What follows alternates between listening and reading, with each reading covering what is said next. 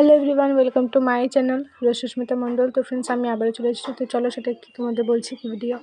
তো ফ্রেন্ডস, আমরা সবাই মেকআপ করি, আর মেকআপের জন্য আমাদের কিন্তু এই ব্রাশগুলো, ব্লেন্ডারগুলো সব কিছু লাগে। তো দেখো, এই জিনিসগুলো কি নোংরা হয়ে গেছে। তো আমি ভাবছিলাম কি করা যায়, যেহেতু তো নোংরা হয়ে গেছে, নোংরা হতে মেকআপ করা যায় না। তো আমি তার জন্য চলে গেলাম রান্নাঘরে গিয়ে বড় গামলাটার মধ্যে একটু বেশি করে জল নিচ্ছিলাম।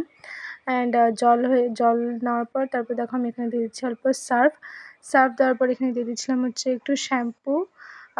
তোমরা চাইলে যে কোনো শ্যাম্পু ইউজ করতে পারো, আর শ্যাম্পু না ইউজ করলেও হয়, বাট আমি সার্ফ শ্যাম্পু দুটো ইউজ করেছি।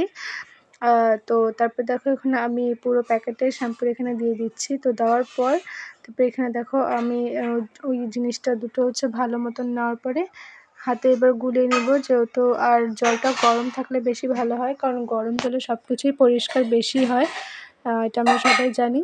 তো দেখো এবার আমি হাতে গুলিয়ে নিচ্ছি। জলটা গরম হয়েছিল, তো ঠান্ডা লাগছিলো, গরম লাগছিলো অল্প।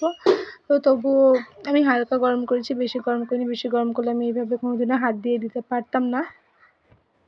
তো তারপরে দেখো এবার আমাদের যে জিনিসগুলো লাগবে সেগুলো এই ব্লেন্ডার সেটগুলো। তারপরে এক এক করে আমি সব দিয়ে দিচ্ছি। দেখো কি নোংরা হয়েছে, কি অবস্থা হয়েছে এটা।